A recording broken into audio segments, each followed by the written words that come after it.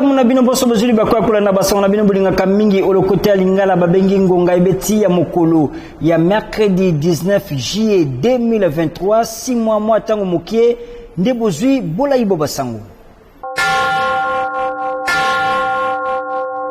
tofongola basango na bino na politique pona koloba ete tata mokonzi ya mboka Félix Antoine Tshisekedi Tshilombo azali bongo na mobembo ya musala na Jamena na ekolo Tchad wapi aponamaki na CAC lokola facilitateur na situation politique oyo ezali koleka na ekolo Tchad bongo na bokomi na ye abandaki mbala moko ba consultation na ba parti nyonso ya Tchad bolanda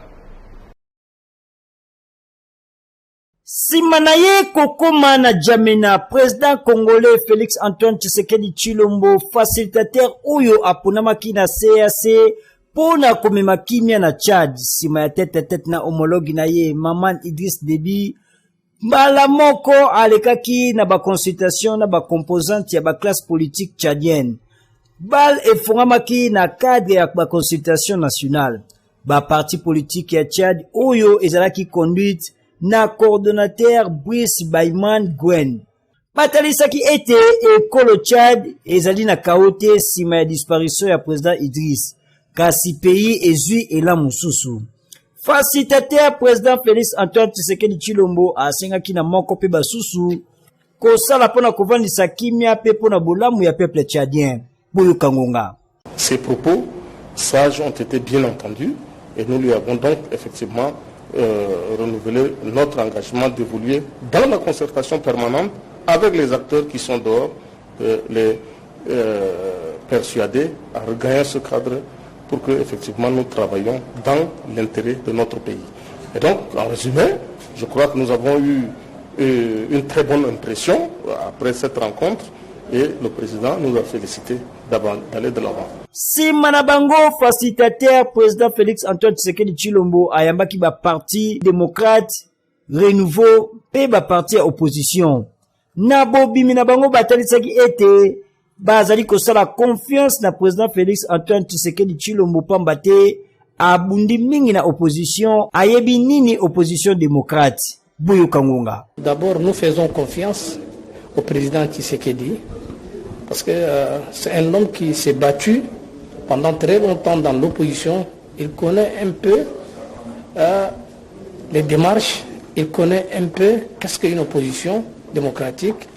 Vraiment, nous avons confiance en lui afin que nos démarches, afin que nos propositions soient être retenues. Ngonga Ibeti.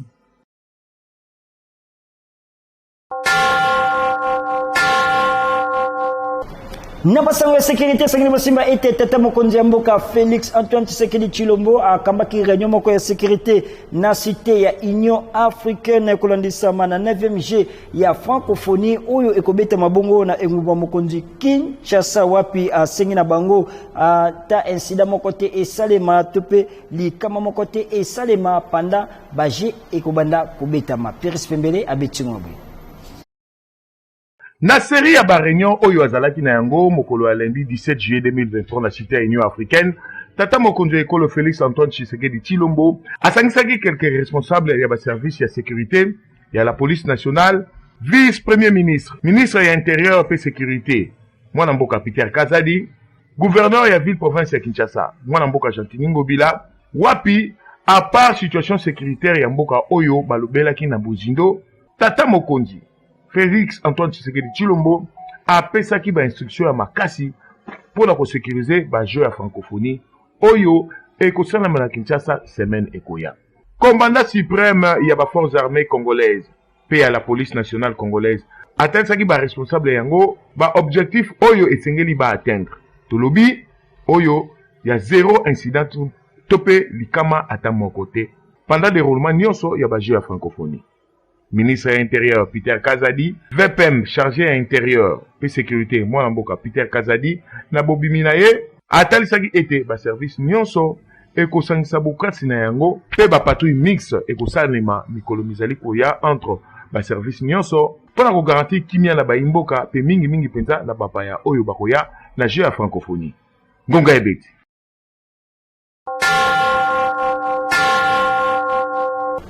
Kakana Mematali, francophonie, Sengebo Simba était ministre de la communication et médias, porte-parole du gouvernement Patrick Mouyaya, et l'ongona ministre des sports et loisirs, Mwanamboka François Kaboulo, salaki briefing, ya francophonie, mokolo ya mardi 18 juillet 2023, wap pesa ki éclaircissement, na o étalige ya francophonie, liboso, ya Bapandi Sango, Bolanda.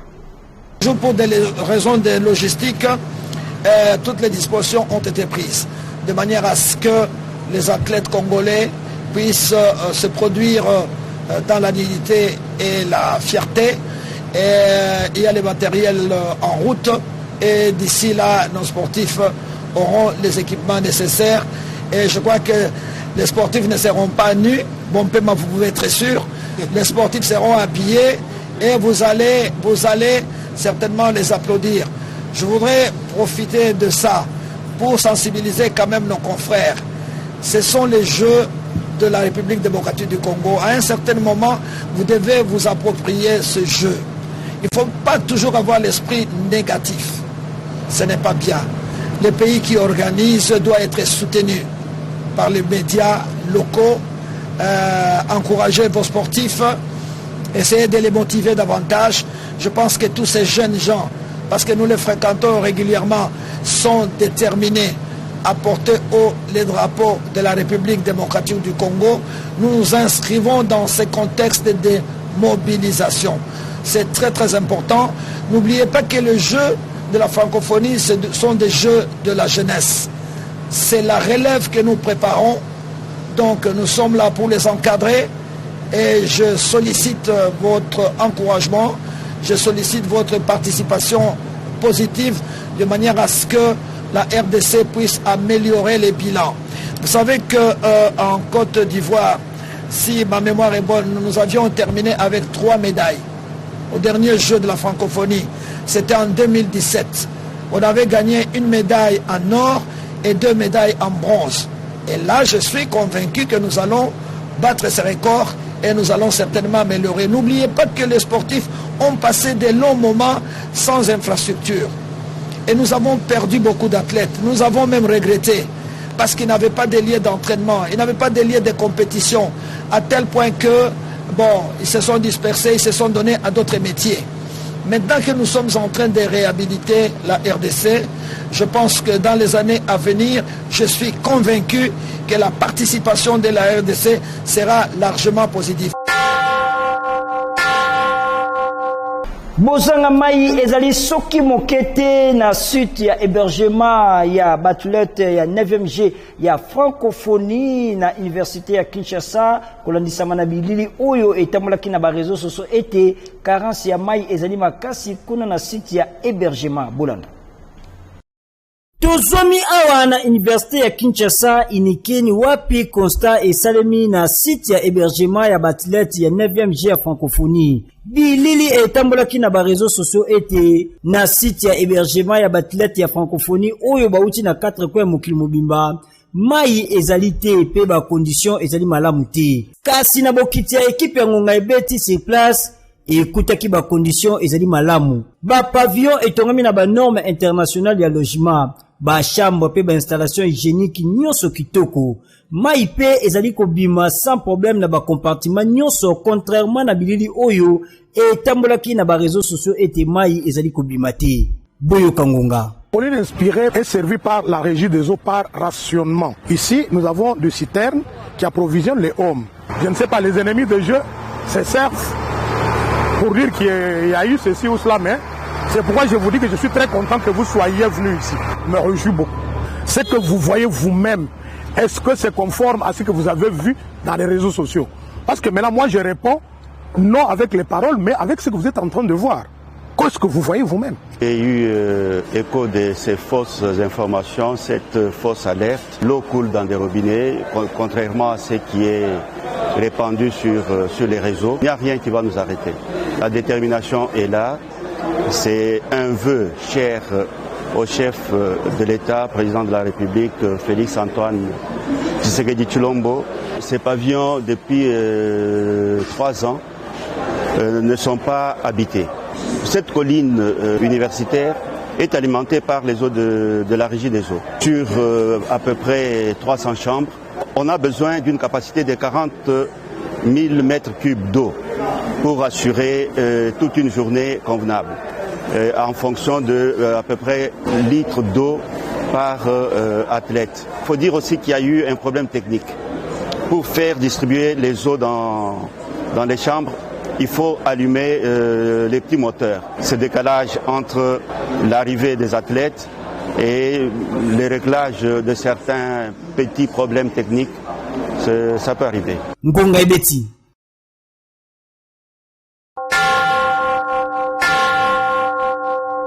Porte-parole ya FRDC général Sylvain Ekenge a salaki déclaration mokolo ya mercredi 19 juillet 2023 wapi a dénoncé misala ya mabe ya armée rwandaise na nzela ya ba M23 oyo ezali kokoba kaka na mabele ya ekolo Congo démocratique atakuba accord nyonso oyo esinyami pona kimia et zonga bolanda.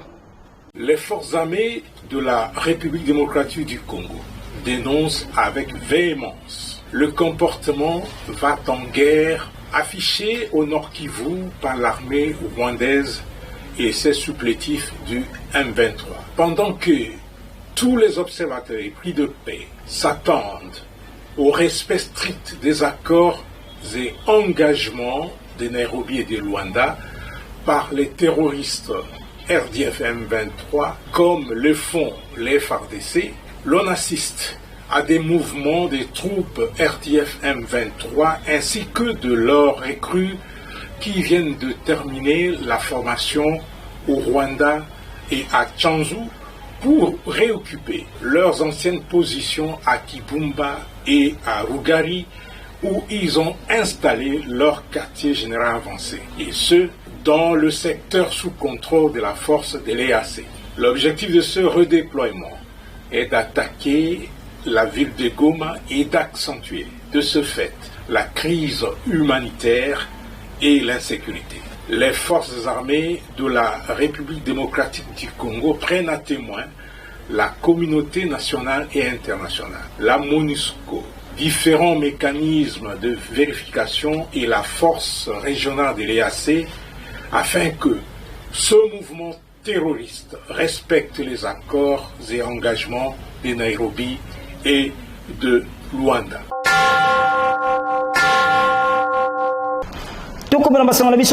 Était cérémonie à remise et reprise et Salimaki na la police provinciale ville à Kinshasa à Mokolo. Il y a mercredi 19 juillet 2023 entre chef divisionnaire à sortant général Mukuna et commissaire provincial Yassika ya Kinshasa général Blaise Kilimbalimba na présence ya inspecteur général Moucheya pe ba kondumosusu ya la police Patrick Lusala Rachel Mboula Filo Chinguta bazalaki wana bula na ndenge ngwa betabi.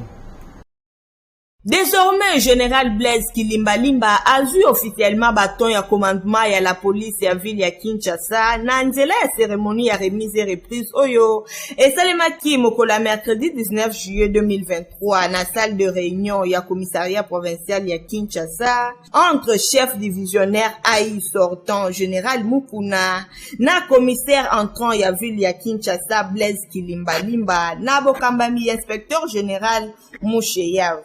Nyonso, ebandaki na discours ya Major José nde na sima balekaki na échange ya bapose verbaux pe signature na yango. Nde na sima drapeau epesamaki naino epai ya chef divisionnaire AI sortant azongisaki yango epai ya inspecteur général pe inspecteur général apesaki yango epai ya patron ya sika ya la police ya ville ya Kinshasa Boyo Kangunga. Ce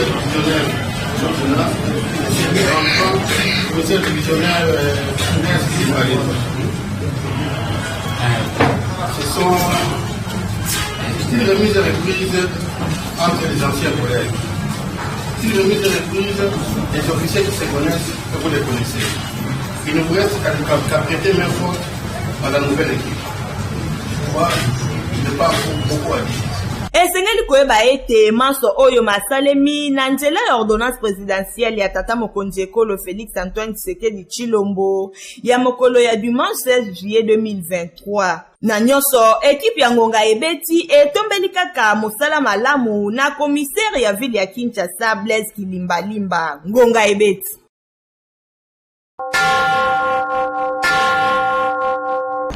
Nabasango Moussoussa Sengeli Bosimba était mardi 18 juillet 2023 coordonnateur il y a Ligue de jeunes, il y a Mouvement de libération du Congo Mbandaka dont Bomboko à Kitaki na Institut Lumumba au Ezomi Bongo na 17e rue na Limité côté là-bas joueur il y a football club Céleste Mbandaka Oyo Bayaki na Kinshasa na tina ko participer na championnat il y a Coupe du Congo il y a moins de 17 ans kasi situation ba joueur ezali malamute Lili Maleka abetimwa.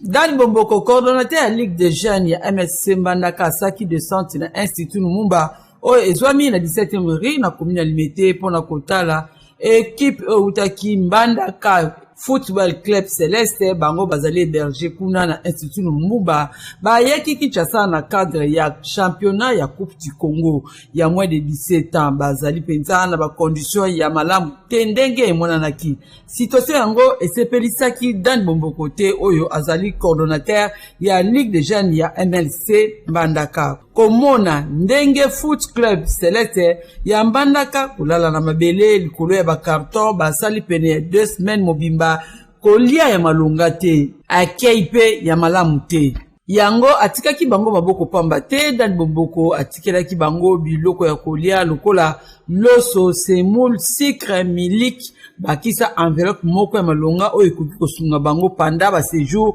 awa na Kin boyoka ndenge ngonga ebetamaki nakoki kotika situation oyo eleka na boye te donc tango ya bengaki ngai nazalaki na Mbandaka pona kodéposer candidature na ngai na compte ya députation nationale pona MLC mais rapidement nazwaki avion pona kozonga na Kinshasa nakutana na bango nasola na bango et na remotiver moral ya équipe et oyo eza représentation provinciale ya Équateur Mobimba. Et en tant que président de la Ligue des jeunes, on a une situation où il y a un moni ngai na yelelo na moi ba provision ya biloko rolia pe na enveloppe on a pesi bango pona bande ko na ngai oyo baza a na Kinshasa ba oti musika na Mbandaka ba ya Kinshasa pona ko beta ndembo elongo na bande ko ya province mususu il faudrait pas que ba yo que ça biso so il faut que to tchaba oyo ya biso Équateur balobaka bokila lokondo za boyete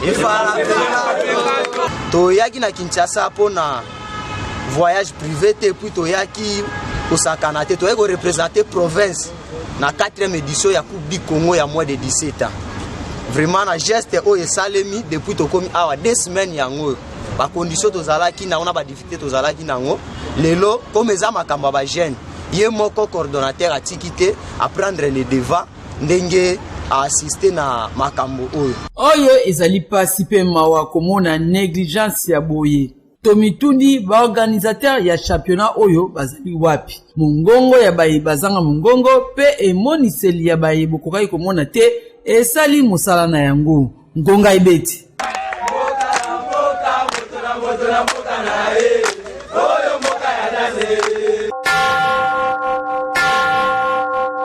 Napasango ya éducation et Sengeli Bosimba était ba étudiant ya Université pédagogique nationale IPN na Mokuse ba manifesta ki mokolo ya mardi 18 juillet 2023 kolandisama na bomati ya frais académique oyo ezalaki na plus de $200 américains yango emati na $440 américains Bolanda. Mokolo ya mardi 18 juillet 2023 ezalaki tour ya Université pédagogique nationale IPN na Mokuse wapi betidian batombokaki contre décision o ezali kotalisa bomati ya ba frais académique yango betidian batalisaki kanda na bango oyo batumbaki bapine pona koloba trop c'est trop pambate ba frais académique elongwe na $200 na ndambo pona kokoma na $440 et sengeli koyeba ete ba activité académique ezalaki paralysé pe la police nationale congolaise eyaki na lombangu sur place pona koluka ko calmer tension ya betidia na tangu mobulu ezalaki signalé sur place boyoka ndenge ngonge betami c'est pas si on peut devenir val on paye ça partout et ils sont tranquilles Comment on doit casser les éclairages comme ça? Comment? Un sabotage? C'est un sabotage. C'est un sabotage, c'est une université de l'État. Hein? Ça, ce sont les Koulouna. Ce sont les Koulouna, ce sont les gens qui sont contre les actions du chef de l'État. Gonga Ebet.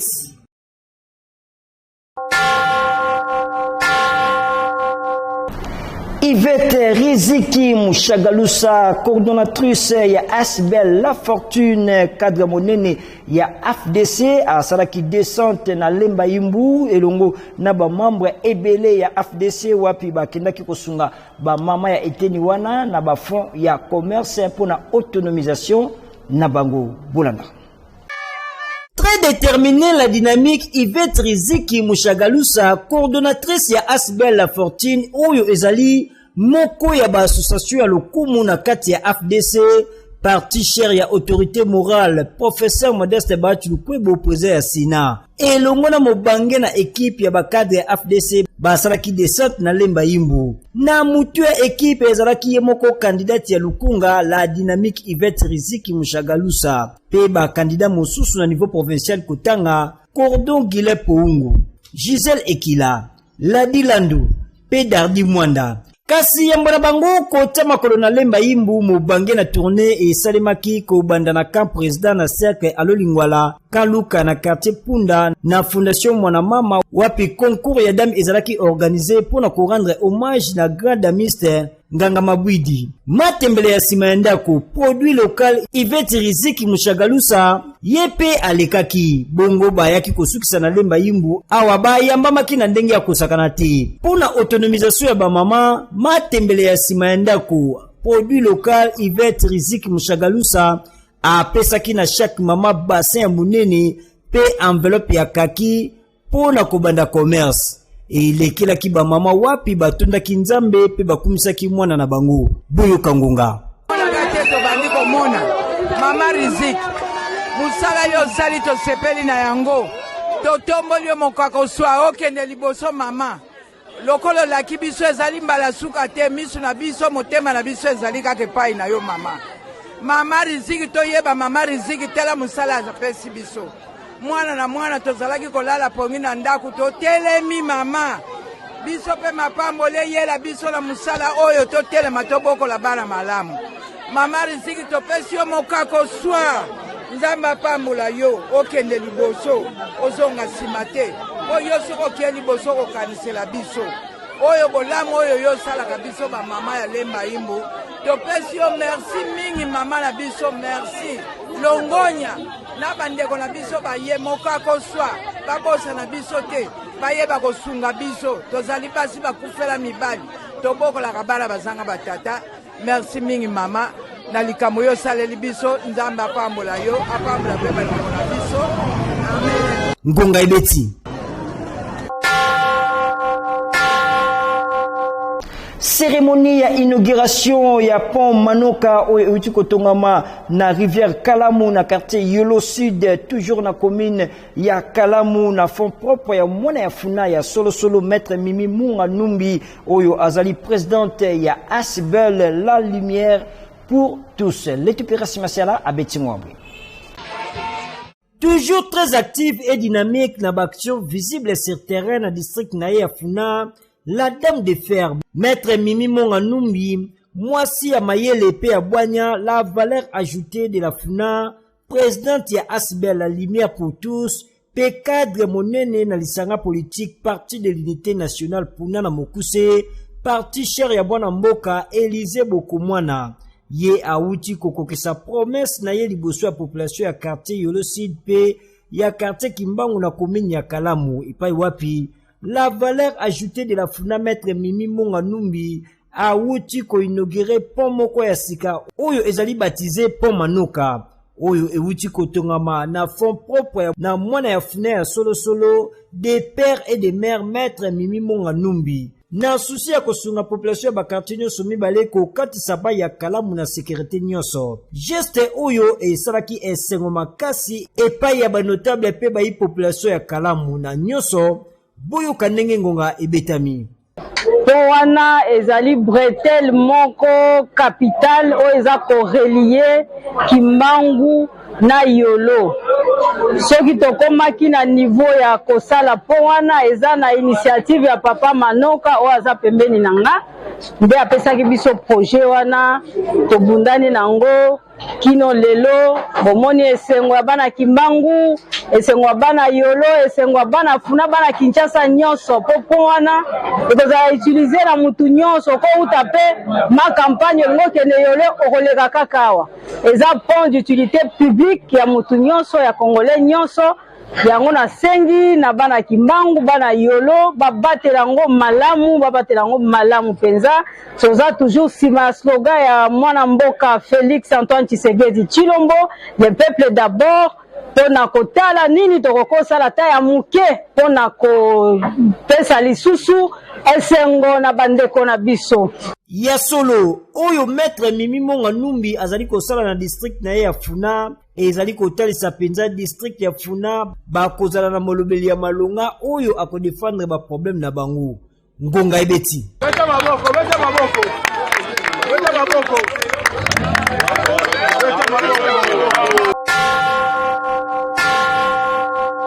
Costa esalemaki na village Iteno na Bokenge na province ya Mai-Ndombe wapi monanaki ba condition de vie ezali malamu te surtout na ba école esika bana bazali ko tanga Lili Maleka Christian Makutu bazalaki wana boyo kanenge ngonga ebetami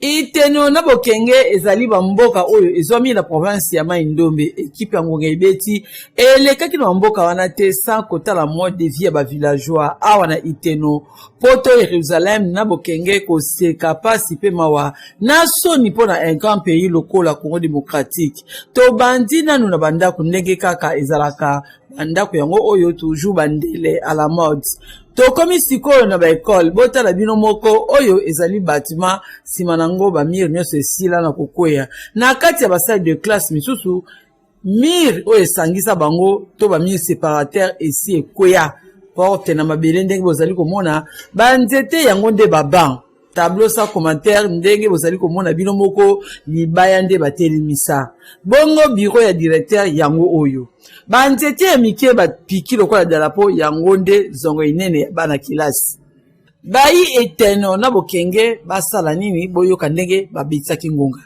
tosengi bosunga biso ka ero toza na congé po soki kilasi ekoti tokomona mwaye ya bana kilasi bakokota wapi bakovanda pe wapi yango wana tosengi esalema dans 2 mois tomituni badepute balekaka awa te po bango nde balobeli ya peuple RDC eloko ya makasi ngonga ebeti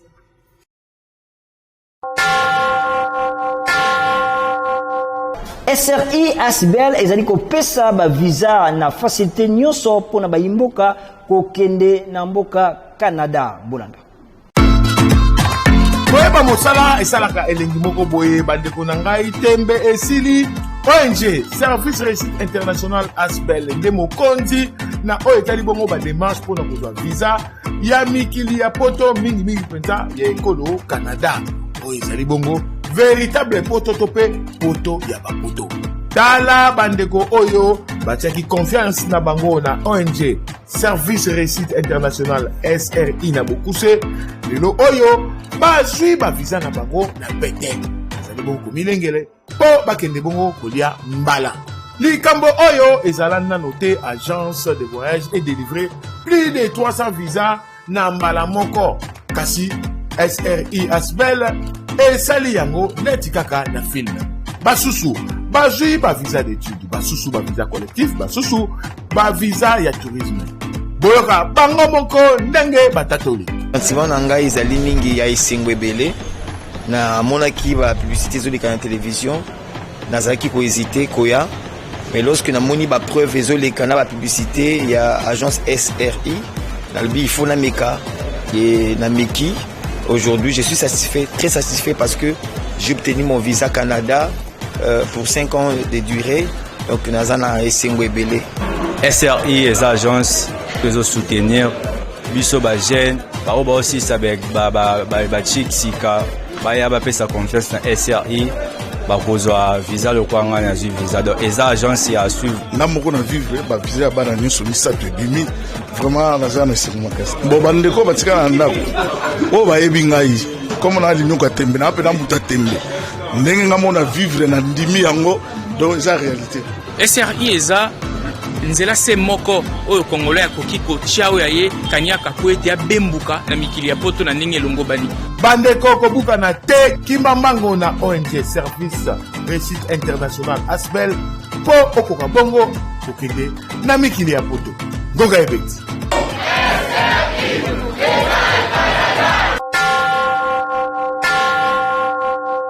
Yembo ya kokabana na bino tozali bongo na sango ya mawa rédaction Mbengunga Beti ekaboli mawana libota oyo ebungisi ya bango ndeko bolanga.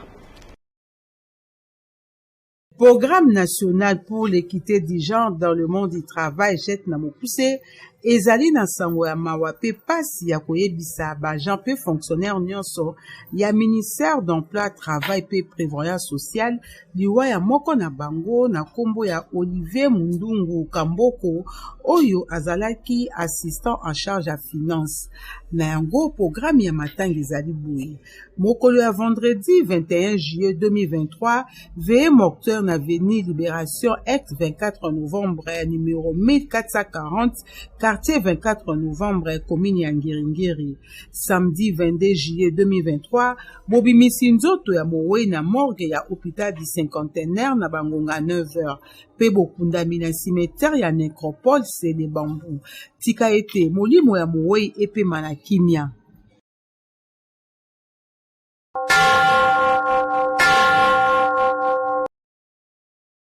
Eli Konde, reporter pe collaborateur et magazine Ngongebeti, coordonnateur communal et à Génération Peter Kaza du leader, cadre na parti politique NVCC, azali la pasi pe mawa koyebisa, batu nyoso o bayebi liwa ya grand frère na ye, abengamaka na kombo ya Léonard Konde Nzao, ye akufaki wuta lundi passé après une courte maladie. Programme Yamatanga ezali boye. Vendredi 20 juillet, veillée mortuelle na parcelle familiale sur avenue Mbuku, numéro 8, quartier 17, mais na commune ya Kisenso. Samedi 21 juillet, sorti à Corée, Kosalema na morgue hôpital général d'État na Kisenso, suivi ya animation na cimetière ya Siforko. Pona sikoyo matanga ezali Kosalema na parcelle familiale oezwami na avenue Mbuku, numéro 8, quartier 17 mai, commune ya Kisenso. Contact 081 355 74 46. Signé Eli Konde, petit frère ya Moué.